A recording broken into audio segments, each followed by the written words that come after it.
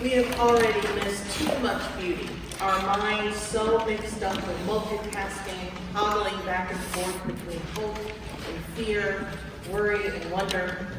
The sun rises with an insistent light, and the morning breaks with the promise of the Holey, disguised as babies gurgling and dogs groaning and knees creaking, and the flame that is kindled week upon week with promises to love and to serve and to dwell together in peace.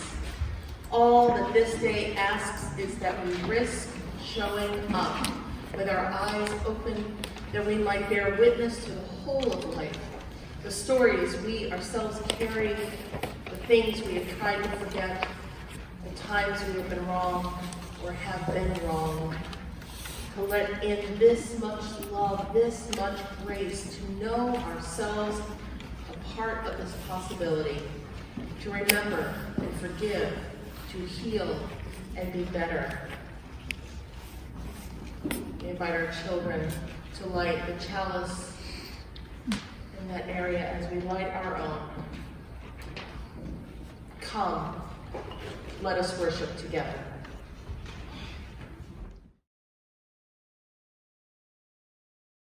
Today's reading is called Wholeness by Mandy McGlynn.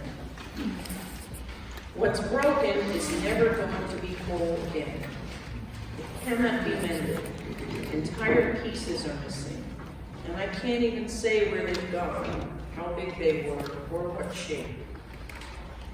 And even if, by some unlikely coincidence, some strange miracle, you were handed back the pieces that broke away, they wouldn't fit together again. Too much time has passed. So much rough scrubbing and cold washing, and the edges that were once sharp and clearly defined have softened and smoothed. The broken place hasn't gone away, hasn't been filled with gold. But it won't cut your fingers now. If you touch that edge, you won't bleed anymore. The edge is full of character, interesting to look at, pleasant to touch. And what's broken is obviously broken, but it is also now, after all of this time, whole.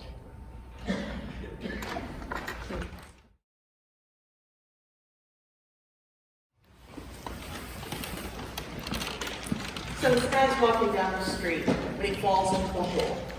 The walls are so steep he can't get out. A doctor passes by and the guy shouts up, "Hey doc, I'm stuck in this hole, can you help me out?" The doctor writes out a prescription, throws it down the hole. Then a priest comes by and the guy shouts up, "Hey father, I'm stuck down this hole, can you help me out?" The priest writes out a prayer, throws it down the hole, and moves on. Then a friend walks by. "Hey Joe, it's me, can you help me out?" And a friend jumps in the hole, and our guy says, "What are you, stupid? Now we're both down here." And the friend says, "Yeah, but I've been down here before, and I know the way out." That story from an episode of The West Wing helps me talk about my own journey out of the hole. Well, to use another Hollywood reference, this time from The Divine Secrets of the Yaya Sisterhood, in the spring of 2004, I dropped my basket. I was struggling. On one hand, I was a corporate drone shuffled from New York to Connecticut to North Carolina, working too many hours in a dog-eat-dog world with no release, trying to express my personal life as a queer, spiritual woman longing for connection, missing loved ones, feeling very broken and divided. I was exhausted trying to balance this life, and well, everything was going badly. I was making big mistakes. I lost friends. I compromised my health. I lost my sense of self. I burned out and fell into a major depression. as I sought treatment and began to look for a way out, I found many messages of redemption. Of course, being in North Carolina, I was bombarded with, turn your life over to Jesus, go back to church, come with me to the Baptists, to the evangelicals. People telling me that was where only redemption could be found, and that didn't work. There were other messages, though, of wholeness, telling me redemption was about the wholeness that Madison Avenue and the self-help industry were selling. Wholeness was everything. It could be had at a price. Yet the more I read and learned about the ways to fix my brokenness, the deeper the hole got, the more broken I felt. The hole filled with self-help manuals and pithy cliches. This desire for wholeness brought more pain, because like so many of the empty Madison Avenue promises, the way wholeness is sold, well, wholeness is a myth. So how do you get out of the hole? If wholeness isn't the way, what can we do? I know I was deep and I had no idea how to get out. And then someone who had been in the hole before jumped in. Well, someone's book anyway. This was called The Joy of Burnout, written by psychologist Dina Glauberman. In her book, Glauberman talks about the physical, mental, and psychological exhaustion that comes from our drive to be everything, do everything, take care of everything, balance everything. But instead of calling us to fix the problems that led to burnout, she suggests we can get out of the hole by learning from it. The first lesson she teaches is wait. Waiting is hard. But waiting means we have to give up the struggle, take a break, breathe, listen. Waiting isn't easy because waiting in the depths of it, things still seem hurtful and awful and empty. We're broken, not whole. We're profane, not sacred. We're ugly, not beautiful. But waiting gives us time to hear what might help. So it was a throwaway line in the middle of a paragraph on something else that Glauberman was talking about. But this line stopped me in my tracks. She wrote, I asked life that tormenting question. Why is it you always give me everything but the thing I really want? Life, like a good Jewish mother, answered a question with a question. Why is it whatever I give you, you still complain?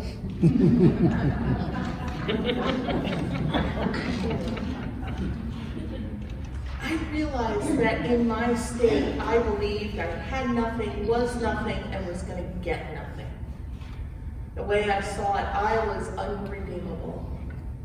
And on what I thought was an act of defiance, I said to the book, okay, I'll show you what I don't have. So I made a list. It started with the pen and pad I was writing on. And then the sofa I was sitting on. And then my cat jumped up, and so I had a cat. And then the bookshelf across the room. And the books, and oh yeah, the magazine subscriptions. Remember those? And I looked over at the desk, and there were pens, and markers, and a computer, and a mug from my alma mater, a picture taken with friends. Soon the paper was filled to the brim. I began to sort them out into what seemed like good categories. And I realized that I not only had a lot of what I needed, food, shelter, employment, I had a lot of things higher on Maslow's hierarchy of needs too. Friends, family, hobbies, insurance, transportation, security. And those things pointed to the intangibles. A sense of humor, an artist's passion, a love of language, curiosity, compassion, and a sense of connection to something bigger. something we might call hope. And then Gleiberman's second lesson of burnout is give up hope. But as she explains, giving up hope is letting go. She says that it is the opposite of hopelessness because it is trusting in ourselves and in what we may be given half a chance and loads of patience. It's about forgiveness and relieving pressure, and mostly giving up hope for a better past. I'll repeat that.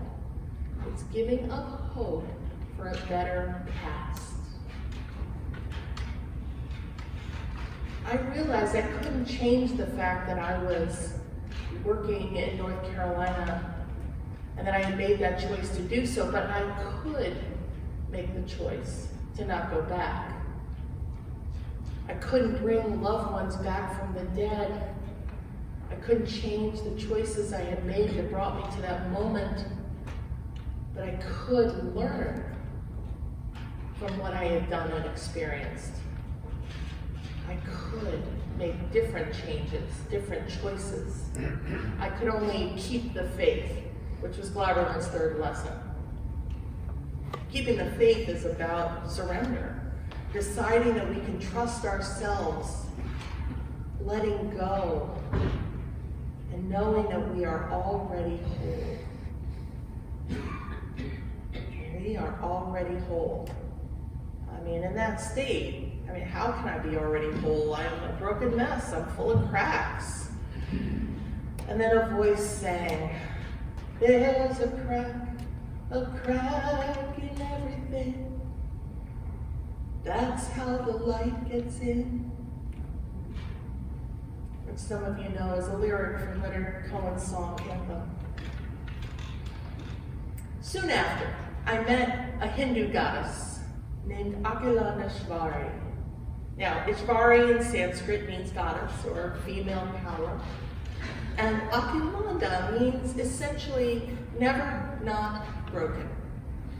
In other words, she is the always broken goddess. She's often represented as pieces, maybe puzzle pieces or pieces spread apart. Writer Julie Peters notes that Akilanda derives her power from being always broken, in flux, pulling herself apart, living in different constant selves at the same time, from never becoming a whole that has limitations. She continues that the thing about going through broken times is that one of the things you lose is your future, your expectations of what the story of your life was going to become. And that's terrifying. But Akilanda invites us to make a choice in how to go forward. We gave up hope for a better past, so our stories about the past don't have to dictate how we move forward. We're in flux, always flowing in new ways with this incredible opportunity to decide how we want to put the pieces back together. We have the choice to hide the brokenness with carefully hidden repairs and a new coat of paint, or honor the brokenness like kintsugi, the Japanese art of mending broken pottery with a celebration of copper, gold, and silver. Because no matter how we treat the cracks, we get to put ourselves back together in new ways. No matter what anybody else thinks or about how we're doing it.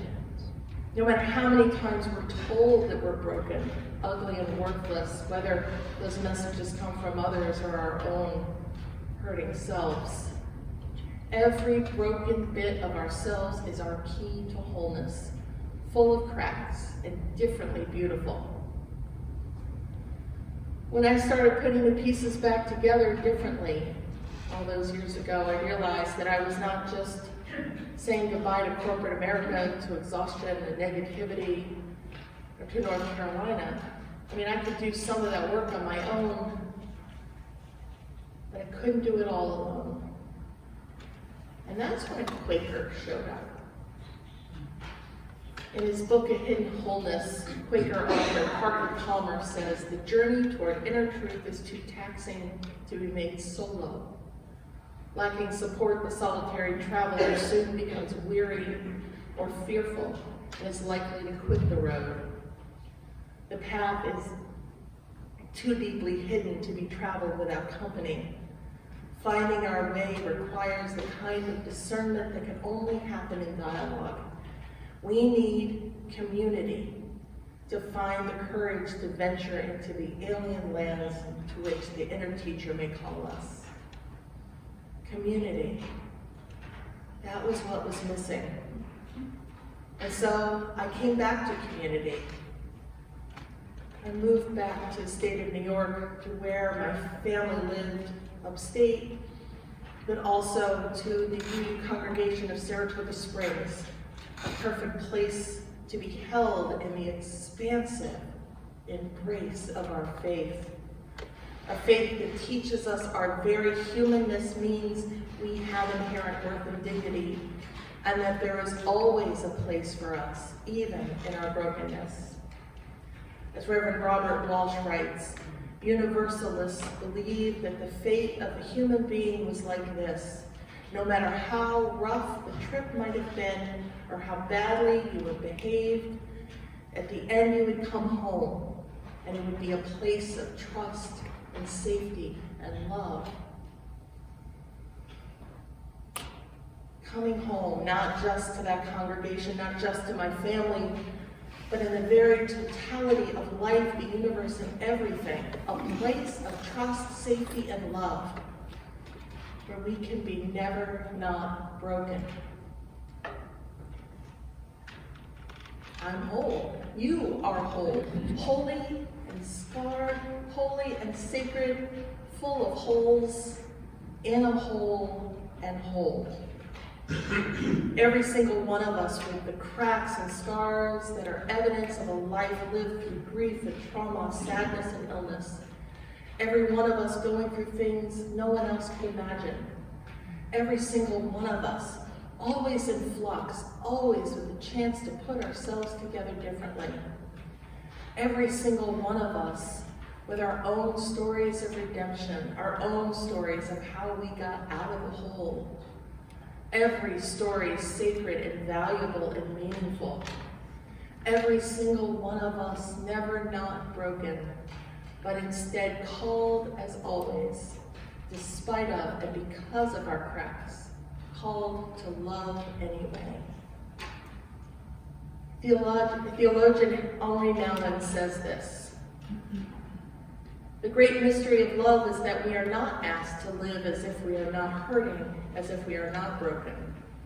In fact, we are invited to recognize our brokenness as a brokenness in which we can come in touch with the unique way that we are loved. The great invitation is to live your brokenness under the blessing. I cannot take people's brokenness away, and people cannot take my brokenness away. But how do you live in your brokenness? Do you live your brokenness under the blessing or under the curse? The great call of love, he concludes, is to put your brokenness under the blessing. In the blessing of brokenness, we can find a measure of comfort, a call to grace, a shot at redemption, and joy. Joy at having made it out of the hole, joy in helping others out, joy in loving, joy in this very complex, beautiful brokenness of life itself. We're meant not to be perfectly whole and harmonized, but to be humans in our messy humanness, offering each other redemption through our struggles, through our generosity, through our inclusive and expansive ways of putting our faith into action. Not fixing it all, not redeeming everyone in one fell swoop, but maybe just shining a little hope into one little corner of a hurting world. Seeing each other as already redeemed, already beautiful, already whole. We are human, holy, whole beings. We are whole.